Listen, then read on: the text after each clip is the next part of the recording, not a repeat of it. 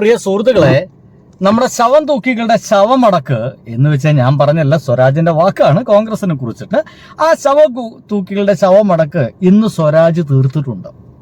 ഒന്ന് കേട്ടോക്കണം.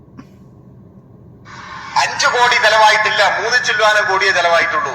ഇപ്പൊ ഈ കണക്കിൽ ആ തിരുത്തൽ വരുത്തിയിട്ടാണല്ലോ കണക്ക്. അവിടെ തറക്കല്ലിട്ട് 10 ദിവസം കൊണ്ട് പണി തുടങ്ങും. ഈ കണക്ക് പ്രകാരമാണെങ്കിൽ വീട് വെക്കാനുള്ള കാശ് എവിടെ? ഈ കണക്ക് നിങ്ങൾ മനസ്സിലാക്കിക്കൊള്ളണം. കോൺഗ്രസ് എന്ന് പറഞ്ഞാൽ അങ്ങേയറ്റത്തെ ക്രിമിനൽ ബുദ്ധി കൂടി ഉള്ള ഒരു സംഘടനയാണ്. ഈ കണക്ക് അവതരിപ്പിച്ചത് സ്വരാജ് ഇത് എന്താ പറയാ, തീരുമാനമാക്കി തരാം എന്ന രീതിയിലാണ് ഇറങ്ങിയിരിക്കുന്നത് തോന്നുന്നു. കുറച്ചു മുമ്പ് തന്നെ കോൺഗ്രസിന് ഒരു ഗംഭീര പേര് കൊടുത്തു, ശവം തൂക്കികൾ എന്നാണ് പേര് കൊടുത്തത്. ഇപ്പൊ പറയുന്നത് ക്രിമിനൽ മൈൻഡുള്ള ടീമാണ് കോൺഗ്രസ്സുകാരെന്നാണ് ഇപ്പോ സ്വരാജ് പറഞ്ഞു വെക്കുന്നത്. വീട് വെക്കാൻ വേണ്ടി എന്ന പേരിൽ ഇനിയൊരു പിരിവ് കൂടി നടത്താനാണ്. മനസ്സിലായി? തിരിച്ചടത്തോളം അടിച്ചു മാറ്റി ഈ കണക്ക് അവതരിപ്പിക്കുകയാണ്. അതാ പറഞ്ഞത് കണ്ടില്ലേ? നിങ്ങൾ പറയുന്നത് ഞാൻ പറഞ്ഞു. ഇത് വെച്ചിട്ട് ഇനി ഒരു പിരിവ് കൂടി നടത്താനാണ്. കേരളത്തെ 2ാം വട്ടം കൊള്ളയടിക്കാൻ ഒറ്റ ദുരന്തത്തിന്റെ പേരിൽ ഇരട്ട കൊള്ള, പ്രളയത്തിന്റെ പേരിൽ ഒറ്റക്കൊള്ളയാണ്, വയനാട് ദുരന്തത്തിന്റെ പേരിൽ ഇരട്ട കൊള്ള, അതാണ് വരാൻ പോകുന്നത്. എന്തൊരു വ്യക്തമായിട്ടാണ് സ്വരാജ് പറഞ്ഞു വെച്ച നിലയ്ക്ക് ഒറ്റ ദുരന്തത്തിന്റെ പേരിൽ ഇരട്ടക്കൊള്ള നടത്താൻ പോകുന്നു. നമുക്ക് കഴിഞ്ഞ തവണ അവർക്ക് ആകെ പിരിച്ചു കിട്ടിയത് 5 കോടി രൂപ മാത്രമാണത്രേ. അങ്ങനെയാണെങ്കിൽ തന്നെ അത് കോൺഗ്രസിന്റെ പരാജയമാണ്. ഒരു പ്രബലമായിട്ടുള്ള രാഷ്ട്രീയ പാർട്ടിയായിട്ടും ജനങ്ങളിൽ നിന്ന് വെറും 5 കോടി രൂപ മാത്രമാണ് പിരിച്ചു കിട്ടിയെങ്കിൽ അത് പരാജയമല്ലേ? ഇവിടുത്തെ DYFI എന്ന് പറയുന്ന ഇടതുപക്ഷ സംഘടന, പയ്യന്മാരെ സംഘടന 20 കോടി ഉണ്ടാക്കിയിട്ടുണ്ട്. അപ്പോഴാണ് വെറും 5 കോടി 6 കോടി രൂപയെ പിരിച്ചിട്ടുള്ളൂ എന്ന് പറയുന്നത്. ഇതൊക്കെ വിശ്വസിക്കുന്നവരെ മടല് കെട്ടി തല്ലണമെന്ന് എനിക്ക് പറയാനുള്ള ഒരു തയ്യാറെടുപ്പാണ് ഇപ്പൊ നടത്തിയിട്ടുള്ളത്. ഇനി 25 വീട് നിർമ്മിച്ചു നൽകുമെന്ന് DYFI പറഞ്ഞു അല്ലെ? 25 വീട് നിർമ്മിച്ചു നൽകുമെന്ന് DYFI പറഞ്ഞു.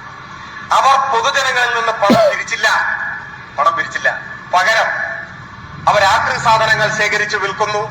DYFIയുടെ പ്രവർത്തകർ കൂലിപ്പണിക്ക് പോയിട്ട് ആ കൂലി സംഭാവന ചെയ്യുന്നു. വിവിധ ചലഞ്ചുകൾ നടത്തുന്നു. ഇങ്ങനെ എല്ലാമായി സമാഹരിക്കുകയാണ് പണം. അങ്ങനെ അവർക്ക് 20 കോടി രൂപ സമാഹരിക്കാൻ കഴിയും. അതൊരു യുവജന സംഘടനയാണ്. പണം പിരിച്ചില്ല, പണം പിരിക്കാൻ ആപ്പുണ്ടാക്കിയില്ല, പൊതുജനങ്ങളിൽ നിന്ന് പണം ശേഖരിച്ചില്ല.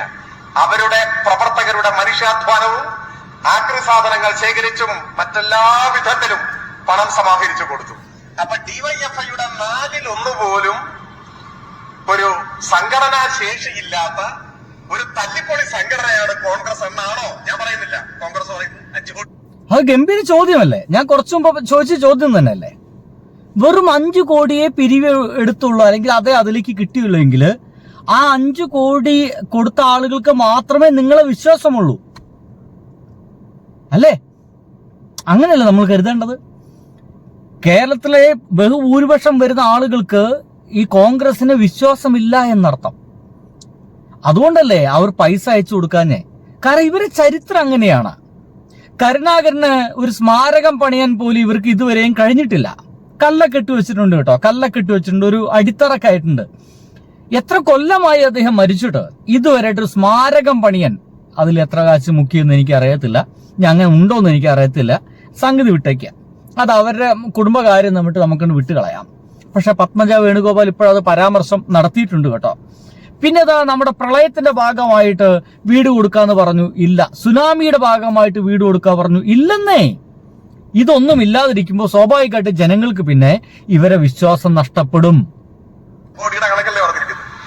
ഒരു യുവജന സംഘടന ജനങ്ങളിൽ നിന്ന് പണം പിരിക്കാതെ അവരുടെ അധ്വാന ശക്തി കൊണ്ടും മറ്റു പ്രവർത്തനം കൊണ്ടും സമാഹരിച്ച തുകയുടെ 1/4 കേരളത്തിൽ പലവട്ടം ഗവൺമെന്റുകൾക്ക് നേതൃത്വം കൊടുത്ത കേരളത്തിലെ 2ാമത്തെ ഏറ്റവും വലിയ രാഷ്ട്രീയ പാർട്ടി പിരിച്ചതെന്ന് പറഞ്ഞാൽ നിങ്ങൾ വിശ്വസിക്കൂ?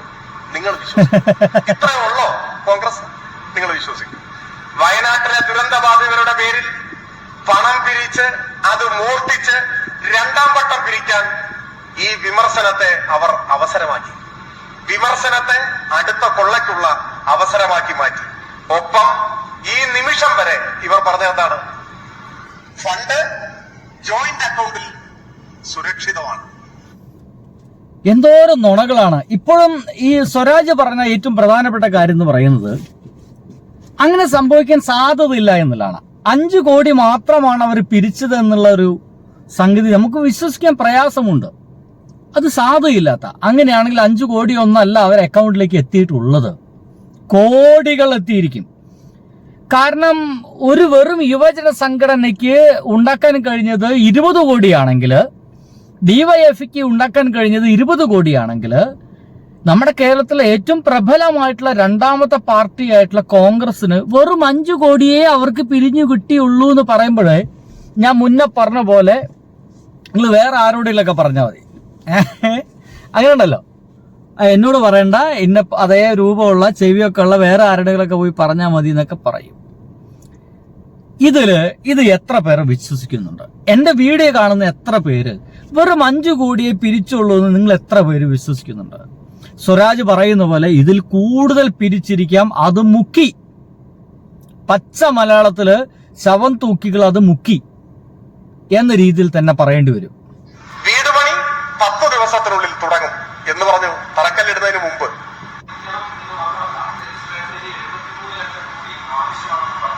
അതാ പറഞ്ഞേ, ഈ കൊള്ള എനിക്ക് വന്നു ഇരട്ട കൊള്ളയിലും നിൽക്കില്ല എന്നാ തോന്നുന്നത്. പുതിയ വാക്കുകൾ കണ്ടുപിടിക്കേണ്ടി വരും അല്ലേ? ചതുഷ്കോണ കൊള്ളാന്നോ പഞ്ചകോണ കൊള്ളാന്നോ ഒക്കെ പുതിയ പുതിയ വാക്കുകൾ ചിലപ്പോൾ വേണ്ടി വരേണ്ടി വരും. ഏതായാലും ഒരു കൊള്ളപ്പരമ്പരയുടെ തുടക്കമാണ്. കോൺഗ്രസിനെ ഓർത്ത് കേരളം ദുഃഖിക്കും എന്ന് മാത്രമേ എനിക്ക് പറയാം. ഭയങ്കര സിമ്പിളായിട്ട് അവരെ തൂക്കി എന്ന് മാത്രമേ ഞാൻ പറയുന്നുള്ളൂ. ഇനി വേണമെങ്കിൽ കണക്ക് ഒന്നുകൂടി പരിശോധിക്കാം. ആകെ ലഭിച്ചത് 5.38 കോടിയാണത്രേ. യൂത്ത് കോൺഗ്രസ് ആകെ പിരിച്ചു കൊടുത്തത് 1,05,00,000 രൂപയാണത്രേ. നാണക്കേട് എന്നൊന്നും പറയില്ല. ഇവിടുത്തെ ഈ പിള്ളേര്, ഡിവൈഎഫ്ഐ പിള്ളേര് 20 കോടി കൊടുത്തുന്നേ. അവർക്ക് കഴിഞ്ഞില്ലേ, പോട്ടെ. ഭൂമി വാങ്ങാൻ ആകെ ചെലവായത് 6.18 കോടി.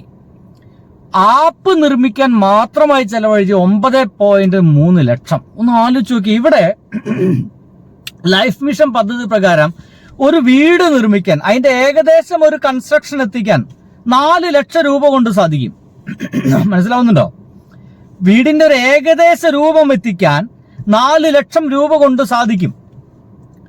അപ്പോഴാണ് ഒരു ആപ്പ് നിർമ്മിക്കാൻ 9 ലക്ഷം. വിശ്വസിച്ചോളൂ ഞങ്ങളൊക്കെ. സോറി കേട്ടോ, 9.3 ലക്ഷം. എനിക്ക് ചെറുതായിട്ടൊന്നും തെറ്റിപ്പോയി. ഇനി KPCC ഫണ്ടിൽ നിന്നും കൊടുത്തത് 97 ലക്ഷം രൂപ കൊടുത്തു അത്രേ. ഇതെല്ലാം വെച്ചിട്ടാണ് അത്ര ഭൂമി ഒന്ന് വാങ്ങിച്ച് ഇങ്ങനെ കഷ്ടി. എന്താ പറയാ, തറവാട്ടിൽ ഭയങ്കര പ്രശ്നമാണ്. ആകെ ദാരിദ്ര്യമേ. അതിന്റെ ഇതിൽ ഇങ്ങനെയൊക്കെ അവിടുന്ന് ഇവിടുന്നൊക്കെ കിട്ടിയിട്ട് കഷ്ടി ഒരല്പം ഭൂമി വാങ്ങിച്ചു വെച്ചിട്ടുണ്ട്.